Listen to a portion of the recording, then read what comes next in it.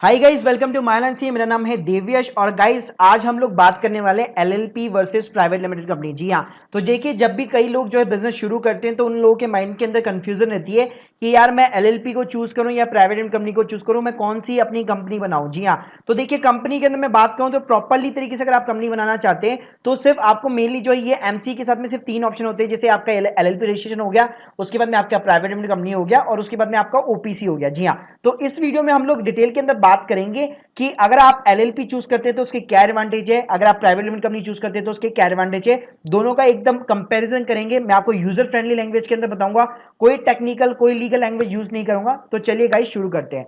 तो देखिए गाइस, सबसे पहले बात करना चाहूंगा स्टार्टिंग रिक्वायरमेंट की। तो देखिए स्टार्टिंग रिक्वायरमेंट है तो दोनों के अंदर 2% तो आपको मिनिमम चाहिए होंगे। तो अगर आप चाहे एलएलपी को चूज करें या प्राइवेट लिमिटेड कंपनी को चूज करें, दोनों के अंदर आपको 2% चाहिए होंगे। जी हाँ, तो दोनों के अंदर मिनिमम 2 पार्टनर्स की और 2 डायरेक्टर्स की रिक्वायरमेंट रहती है।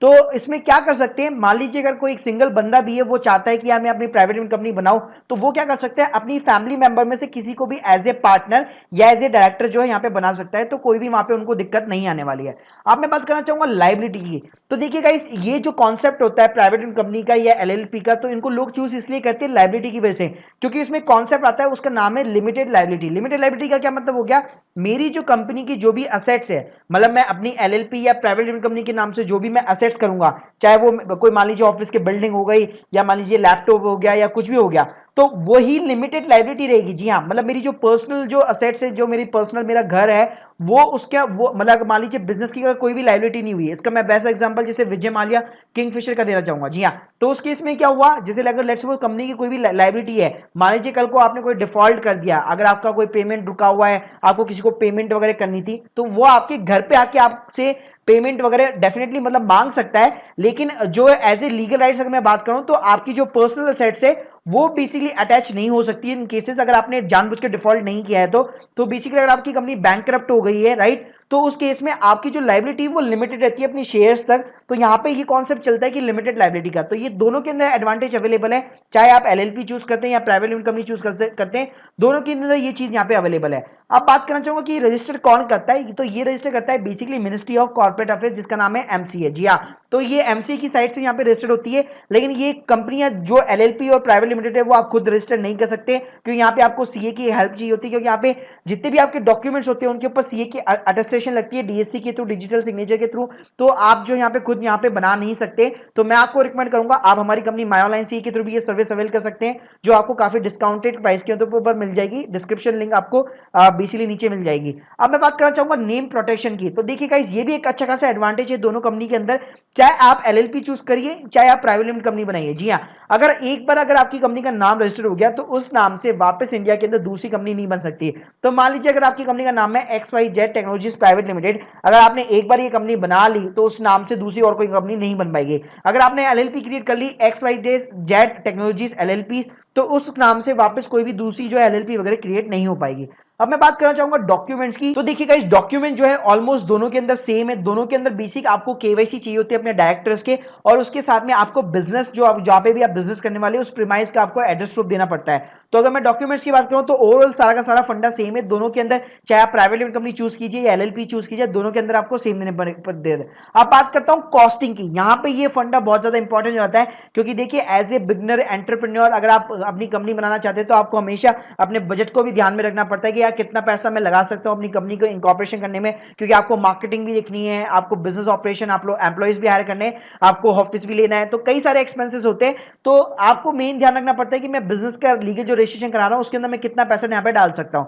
तो देखिए अगर मैं कॉस्टिंग की बात करूं तो दो टाइप की यहाँ पे फीस होती है, एक होती है आपकी गवर्नमेंट फीस, एक होती है आपकी प्रोफेशनल फीस। तो गवर्नमेंट फीस नॉर्मली जो गवर्नमेंट चार्ज करती है, प्रोफेशनल फीस मतलब क्या हो गया, जो आपका सीए या आप जिस भी लीगल कंसल्टेंट के थ्रू जो भी काम करवा रहे हैं वो आपसे एक प्रोफेशनल फीस चार्ज करता है। अगर मैं प्राइवेट कंपनी की बात करूं तो गवर्नमेंट कॉस्ट की बात करूं तो यहाँ पे 3,000 से लेकर 5,000 रुपए तक की यहाँ पे गवर्नमेंट फीस लगती है। अगर मैं प्रोफेशनल फीस की बात करूं तो मार्केट के अंदर यहाँ पे 2,000 रुपए से लेकर 5,000 रुपए तक की प्रोफेशनल फीस लेती है। अगर मैं ओवरऑल कॉन्सेप्ट की बात करूं तो आपको प्राइवेट कंपनी जो है मिनिमम 5,000 रुपए से लेकर 9,000 रुपए तक में भी मिल जाती है। तो हमेशा ध्यान रखिएगा ऐसा नहीं है कि आपको हमेशा चीपेस्ट कॉस्ट के ऊपर जाना है, क्योंकि यहाँ पे डिपेंड भी करता है कि सर्विस की क्वालिटी कैसी है। क्योंकि जिस भी प्रोफेशनल को आप हायर कर रहे हैं यहाँ पे आपको ये भी देखना पड़ता है कि कोई प्रोफेशनल यहाँ पे 2,000 रुपए चार्ज कर रहा होता है, कोई 3,000, कोई 5,000। और ये भी ध्यान रखना पड़ता है आपको, क्योंकि प्राइवेट लिमिटेड कंपनी के अंदर वो क्या क्या दे रहा है। क्योंकि कई बार क्या होगा कि कोई प्रोफेशनल आपको केवल एक ही मतलब 2 डीएससी तो देगा, लेकिन डिजिटल सिग्नेचर वो आपको फिजिकली नहीं देता है, पेन ड्राइव के अंदर नहीं देता है, जो उसका यूएसबी आता है वो नहीं देता। सिंपली वो आपको बेसिकली आपका डीएससी रजिस्टर कर लेता है और उसके बाद में वो डिलीट कर देता है उसमें से,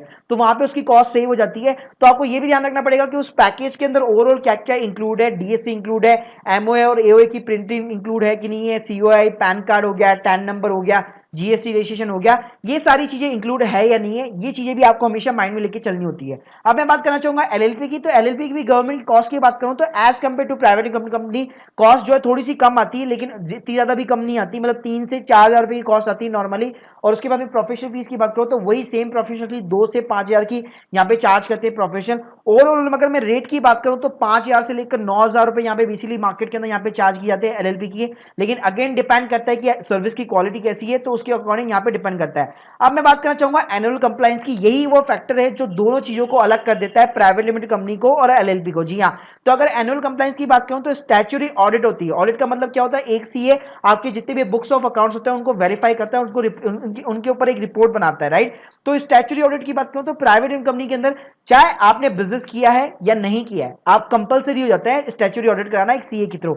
लेकिन अगर मैं एलएलपी की बात करूं, अगर आपका टर्नओवर एक्सीड करता है 40 लाख रुपीस को, या पार्टनर का कंट्रीब्यूशन एक्सीड करता है 25 लाख रुपए का, दोनों में से जो भी कंडीशन फुलफिल होती है उसके अकॉर्डिंग ही बेसिकली स्टैट्यूटरी ऑडिट होती है। लेकिन अगर मैं प्राइवेट कंपनी की बात करूं तो वहां पे कंपलसरी हो जाता है, चाहे आपने बिजनेस किया है, अगर चाहे आपकी जीरो रेवेन्यू हुई है तो भी आपको प्राइवेट कंपनी की ऑडिट कराना कंपलसरी हो जाता है। उसके बाद मैं बात करूंगा एनुअल फाइलिंग की, जहां पे आपको अपने स्टेटमेंट ऑफ द अकाउंट्स जो है फाइल करने पड़ते हैं, जहां पे आपका बैलेंस शीट हो गया, आपका पीएनएल अकाउंट हो गया, आपको ये सारी चीजें जो है फाइल करनी पड़ती है, कितने डायरेक्टर्स है, कितने एलएलपी के अंदर कितने पार्टनर्स है, ये सारी चीजें आपको फाइल करनी पड़ती है। तो प्राइवेट लिमिटेड और एलएलपी दोनों के अंदर ये कॉन्सेप्ट सेम रहता है। अगर मैं प्राइवेट लिमिटेड की बात करूं तो यहाँ पे एओसी 4 जाता है और एमजीटी 7 जाता है। एलएलपी की बात करूं तो फॉर्म 8 और फॉर्म 11 जाता है। और साथ में तीसरे में कंप्लायंस की बात करूं तो इनकम टैक्स रिटर्न, ये भी यहाँ पे दोनों केसेस के अंदर एप्लीकेबल होती है, सेम कहानी होती है। अब मैं बात करना चाहूंगा एएमसी कॉस्ट की, कि एनुअली कितना कॉस्ट बेसिकली यहाँ पे लगता है अगर आप एक प्राइवेट लिमिटेड कंपनी बनाते हैं और एलएलपी बनाते हैं। क्योंकि कई बार क्या होता है, एज ए एंटरप्रेन्योर हम लोग बिगनर के अंदर तो फटाफट कोई भी प्राइवेट लिमिटेड कंपनी हो गई या एलएलपी जो है बनवा लेते हैं, बाद में हमें जाके पता लगता है कि अरे यार साल की तो इतनी यहाँ पे मुझे कॉस्ट यहाँ पे देनी पड़ सकती है। तो एएमसी की मैं बात करूं तो मार्केट में जो चार्जेस चलते हैं प्राइवेट लिमिटेड कंपनी के, वो 8,000 से लेकर 15,000 रुपए तक चलते हैं। और ये डिपेंड करता है कि आपके बिजनेस का टर्नओवर या आपके बिजनेस के अंदर कितनी ट्रांजेक्शन है। जी हाँ, तो इसके ऊपर ये डिपेंड करता है। तो नॉर्मली अगर मैं बात करूं, अगर नील के भी ट्रांजेक्शन हुए तो नॉर्मली जो सीए की वगैरह की या जो भी प्रोफेशनल कंपनीज होती है उनकी जो फीस होती है वो नॉर्मली 8,000 रुपए से लेकर 15,000 रुपए के बीच में रहती है। अगर मैं एलएलपी की बात करूं तो यहाँ पे 6,000 रुपए से लेकर 15,000 रुपए के बीच में रहती है। तो और ये डिपेंड करता है ऑब्वियसली कि आपका टर्नओवर कितना है, आपकी ट्रांजेक्शन कितनी है बिजनेस के अंदर, तो इन सारे फैक्टर के ऊपर ये चीजें डिपेंड करती है। अब मैं बात करना चाहूंगा कि एडवांटेज क्या है प्राइवेट लिमिटेड कंपनी का ओवर द एलएलपी की, कि लोग क्यों चूज करना चाहते हैं प्राइवेट लिमिटेड कंपनी को। तो देखिए पहला तो एडवांटेज ये कि मोस्ट पॉपुलर लीगल एंटिटी है। मतलब अगर मैं इंडिया के अंदर मैक्सिमम जो टॉप लेवल वाली कंपनियां हैं उनकी मैं बात करूं तो 99% सारी की सारी कंपनियां पहले प्राइवेट लिमिटेड कंपनी ही रहती है। मतलब अगर वो स्टॉक मार्केट के अंदर भी, अगर एक्सचेंज के अंदर भी लिस्टेड होती है तो मोस्टली उससे पहले सारी की सारी कंपनियां प्राइवेट लिमिटेड होती है। तो जितने भी स्टार्टअप है, बिग स्टार्टअप है, चाहे फ्लिपकार्ट हो, अमेजोन हो, कोई सी भी कंपनी क्यों ना हो, वो सारी की सारी कंपनियां जो है प्राइवेट लिमिटेड होती है। उसके बाद मैं बात करूंगा इंटरनेशनल रिकग्निशन। अगर आप मान लीजिए अपने बिजनेस को इंटरनेशनली भी करना चाहते हैं, इंडिया से अगर आप बाहर फॉरेन के अंदर एक्सपोर्ट भी करना चाहते हैं, तो फॉरेन के अंदर भी जो लोग वहां पे जानते हैं, मतलब अगर आप उनको XYZ अपनी कंपनी का नाम बताएंगे तो वो बिलीव नहीं करेंगे, लेकिन वो गूगल पे सर्च करेंगे तो आपकी कंपनी का नाम आना चाहिए गवर्नमेंट की जो डायरेक्टरीज होती है उसके अंदर। और ये तभी पॉसिबल है बेसिकली जब आपने एलएलपी या प्राइवेट कंपनी रजिस्टर करा रखी हो।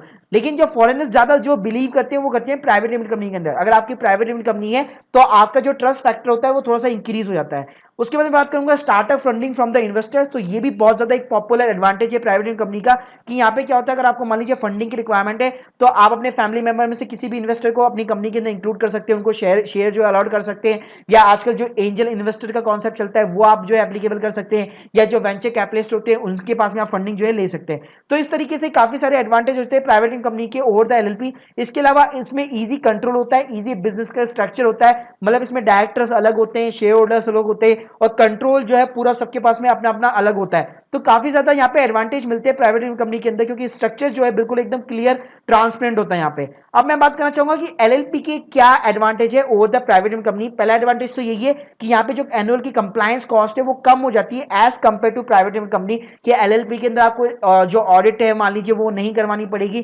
क्योंकि आपका टर्नओवर मान लीजिए 40 लाख रुपए से कम है। सेकंड थिंग ये कि एलएलपी की अगर मैं एनुअल कंप्लायंस की भी बात करूं तो यहाँ पे बहुत ही कम फीस चार्ज करते हैं CA as compare to private limited company. और उसके बाद में सेकंड चीज ये हो गई कि ये सुटेबल है for the partners which need the limited liability. मतलब जनरली क्या होता है कि पार्टनर्स अगर बिजनेस शुरू कर रहे हैं वो अपने आइडियाज वगैरह को टेस्ट करना चाहते हैं, लेकिन उनको ये भी डर रहता है कि यार मुझे अपने जो पार्टनर से मेरे जो बिजनेस पार्टनर है उनके ऊपर मुझे भरोसा नहीं है, या मान लीजिए एक पार्टनर ने अगर कुछ कर दिया तो उसकी लायबिलिटी मेरे ऊपर ना आ जाए। अगर ये चीजें सारे डाउट्स अगर आपके माइंड के अंदर, तो बेस्ट रहेगा कि आप लिमिटेड लायबिलिटी के कॉन्सेप्ट को लेकर चले और यहाँ पे आप अपनी एलएलपी जो है यहाँ पे रजिस्टर करा सकते हैं। उसके बाद मैं बात करूंगा कि अगर आपको कब जो है चूज करनी चाहिए प्राइवेट लिमिटेड कंपनी या एलएलपी कब चूज करनी चाहिए। तो देखिए अगर आप जो है चार्जेस वगैरह बियर कर सकते हैं, क्योंकि अगर मैं ओवरऑल अगर मैं कॉस्टिंग की बात करूं तो ज्यादा कॉस्टिंग का डिफरेंस नहीं है। तो अगर आप ये चार्जेस वगैरह बीए कर सकते हैं तो मैं आपको रिकमेंड करूंगा पर्सनली कि आपको हमेशा प्राइवेट कंपनी जो है चूज करनी चाहिए, क्योंकि अगर आप थोड़ा सा भी एक्स्ट्रा यहाँ पे करते हैं तो आपको वहां पे कई सारे एडवांटेज भी मिलते हैं। लेकिन अगर आपको मान लीजिए सिंपल अपना बिजनेस चालू करना है, आपको सिर्फ ये डर है कि मेरे पार्टनर का कोई भी लाइबिलिटी कॉन्सेप्ट मेरे ऊपर ना आ जाए, तो अगर सिंपली आपको लिमिटेड लाइबिलिटी चाहिए अपने बिजनेस के अंदर तो आप सिंपली जो है एलएलपी वगैरह को भी चूज कर सकते हैं। So guys hope you like this video. हो सकता है आपके सारे अब जो है कॉन्सेप्ट क्लियर हो चुके हो एलएलपी को लेकर और प्राइवेट कंपनी को लेकर। फिर भी आपके कोई डाउट्स है तो आप कमेंट सेक्शन के अंदर जरूर मेंशन कीजिएगा। और सिंपली अगर आप अपनी प्राइवेट लिमिटेड कंपनी या एलएलपी बनवाना चाहते हैं तो आप हमारी वेबसाइट www.myonlinec.in पे लॉग इन कर सकते हैं। Thank you guys, thank you very much.